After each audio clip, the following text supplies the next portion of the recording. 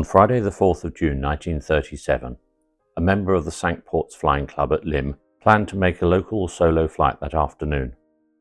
His chosen mount was a Cirrus engine BA Swallow, and an apprentice from the hangar was dispatched to start the engine whilst the pilot donned his flying gear. The Swallow was reluctant to start, the apprentice probably having flooded the engine. The usual drill in such circumstances is to blow the engine out, that is, turn off the magnetos, turn off the petrol, place the throttle wide open, and then turn the propeller backwards, usually 8 or 10 blades. This reverse rotation sucks air in through the exhaust system and purges the cylinders and inlet tract of excess fuel. The procedure appears to have been successful. The apprentice turned on the fuel, turned on the magnetos, went round to the front of the aircraft and swung the propeller. The engine started at once and ran to full power. Without chocks or a parking brake, the aircraft tore across the grass and was soon airborne. The Cirrus engine is British, and thus the propeller turns clockwise when viewed from the front. Without the input of a pilot, the Swallow's tendency was to turn right, and onlookers were astonished to see the aircraft circling around the aerodrome. Another club aircraft, one with a pilot, was dispatched to chase the errant Swallow as it circled and drifted northeast in the prevailing wind. The local RAF station at Hawking were telephoned as the Swallow was drifting their way. Evidently the message didn't get through to the commanding officer, Squadron Leader Donald Fleming, as he made a rather irate telephone call to the flying club at Lympne.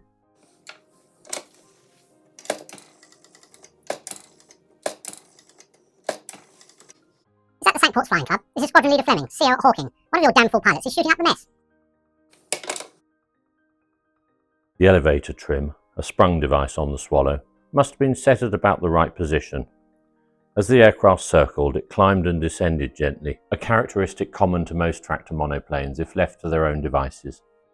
By chance, as it flattened out from a descent, the Swallow touched the ground on the edge of RAF Hawkinge, damaging the undercarriage and running into a hedge, which broke the propeller. In spite of what they'd been told, Squadron Leader Fleming and the RAF were really quite surprised to see there was no damn fool pilot on board. Remarkably, this photograph was taken during recovery. The aircraft was repaired at Lympne and remained in service until the outbreak of the Second World War. Of course, the newspapers had a field day, a harmless event which produced delightfully lurid copy in the popular press. The manufacturer was no less opportunistic. They already claimed the BA Swallow was the safest aeroplane in the world, and a mere 20 days after the incident, this advertisement appeared in Flight magazine.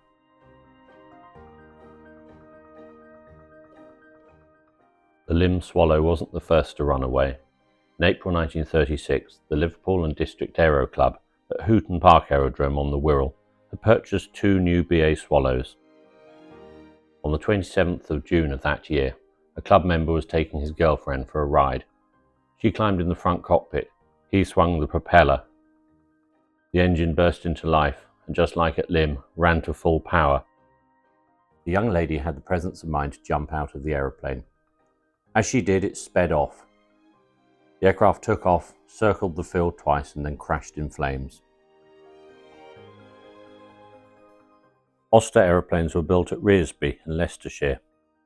As well as the factory and sales, the company ran its own Oster Flying Club. On the 2nd of December 1956, club member Frank Cox taxied out in this Oster Archer. The engine stopped during taxi. Cox got out, and after fiddling around for a while, including turning the propeller backwards, he swung the propeller. The inevitable happened. The aircraft burst into life, roared across the grass, and became airborne. For the next 2 hours it circled slowly to the right, drifting eastwards with the prevailing wind until it was over Melton Mowbray airfield. At this point it ran out of fuel. The Oster gently glided down and might have landed had it not clipped a hedge and overturned. It was written off. Cox was later hauled up in front of the local beak and fined £5 plus costs for negligently endangering an aircraft. In 2009, a Stomp biplane took off from Goodwood Aerodrome in West Sussex without a pilot.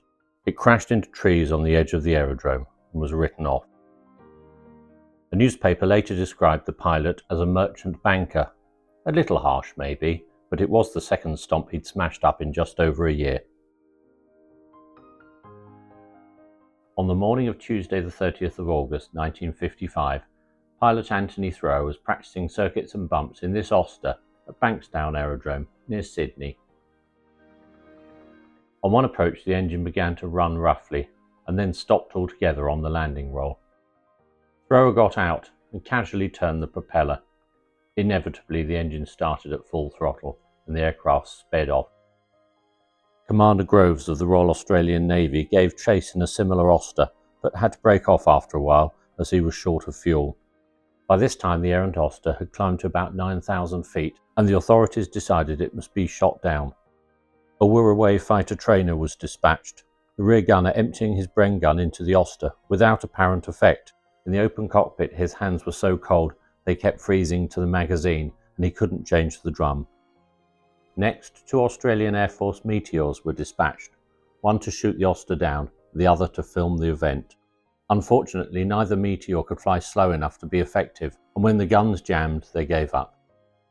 Finally, 2 Australian Navy Sea Furies, flown by British exchange officers, dispatched the Oster with several rounds of cannon fire.